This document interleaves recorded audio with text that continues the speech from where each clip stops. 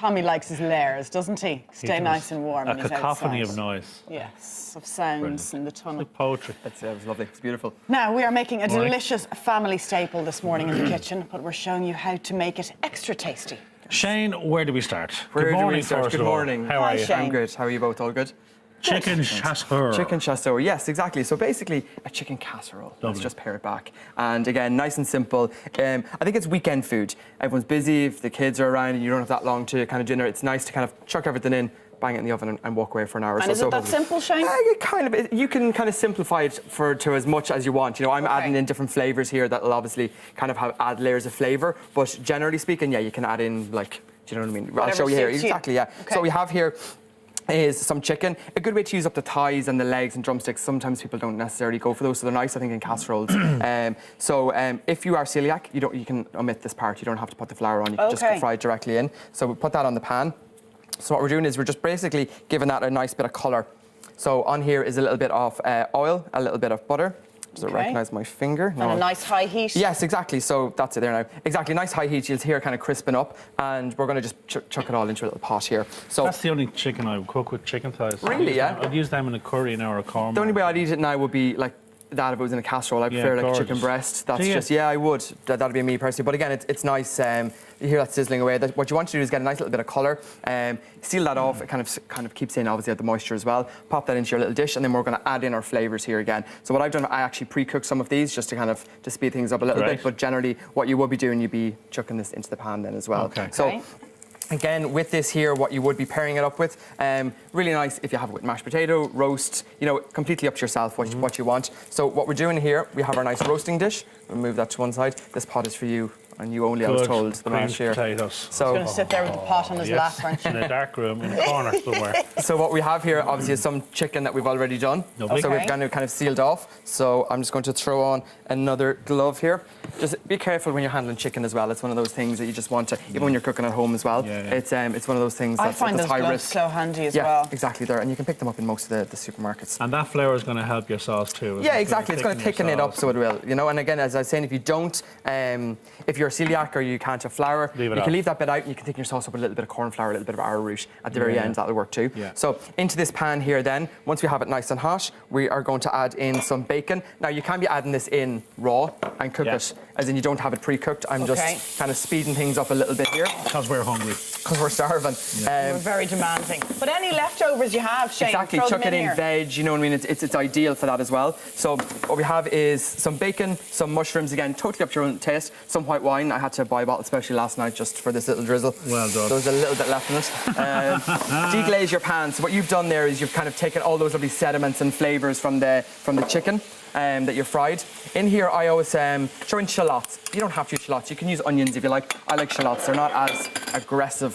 Sometimes onions can be quite strong. The shallots can be a little bit milder. A little bit sweeter too. And some garlic as well, Shane? Plenty of garlic. I'm a lover of garlic anyway. So garlic is so good for us as well. Yeah, really, really nice. There's just something with the smell of garlic, onions, and bacon. The exact same. I love it. Fry those down. A minute or two. You don't have to be too careful, obviously, with cooking down the onions or shallots too long, because you're actually going to be chicken stock. You're going to be chucking that into the oven as well, so that'll kind of cook all that. So basically, again, you're just building up the layers of flavour. What we have in there is a little bit of tomato puree, and then finally a nice bit of tomato, either tinned okay, or you can use fresh tomatoes if they're nice, if they're in season. Exactly, you can use that as well. Bring that up to the boil. And you kind of stir that around. Now, the little kind of flavour what I like with the chicken chasseur is tarragon. It gives that nice kind of licoricey, kind of aniseedy flavour. So I always chuck in some of the tarragon there as well. And again, bring that to the boil.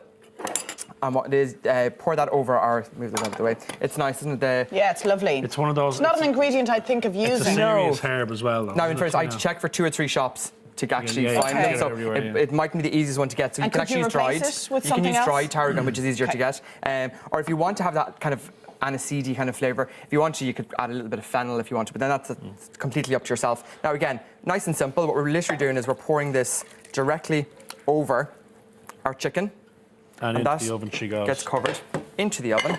I would be giving that about an hour. You know what I mean? At what temp? About 160. You know what I mean? You can turn it down low and slow then if you want to hold it for a while if dinner's not ready straight off the bat. And then I'll just show you one that I have ready here. Fabulous. It's one of those dishes as well that I find kind of tastes better the next day as well. It's if you have it obviously ready today. So you could do it the day before. Exactly. Entertaining. Just again, I'd be saying be careful when you're reheating it. Make sure your chicken is nice and hot. That's the one thing that I would be saying. Of course. I'll put this here so we're not going to. Smells good, doesn't it? Oh. Now this is the grand unveiling here. Ta-da! Here we go. Got it here now. So I just covered it. We don't have a lid. Oh.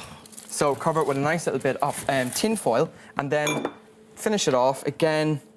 Just a lovely little bit of green here. Beautiful. Looks gorgeous, isn't it? It does. Again, as I said, it's building those flavours. Now, I'd be cooking the things a little bit longer, obviously, you know, just to kind of bring those flavours out. Sure. Nice little roasties to go along with it here. Look at that. And It's real comfort food, isn't it? it really is, Absolutely. yeah, mashed potato and this kind of nice gravy. We'll throw in our mash in here, and then we can drop it in the middle of the table, let everyone help themselves. You know, it's kind of one of those. I love that idea of the big sharing bowl, Yeah. and people can just help And just themselves. work away, yeah.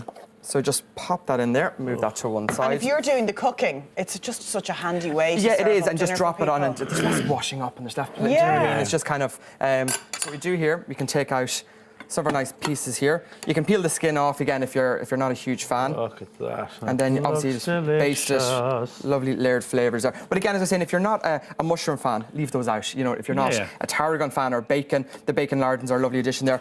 As you said, perfect, Anna, for using up leftovers. If you have stuff in the kitchen so from the day be before. clever with whatever you have exactly. left over. And again, the addition of those herbs and the bacon, and that adds a nice little, again, layer of flavour. This is warm, so I'm just going to drop this over beside you.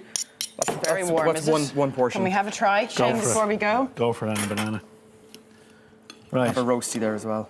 Oh, and a Okay, roasty if and a you mash and insist. everything else. Okay, up next, more spring styles on the catwalk. See you in a few. Thank you, Shane.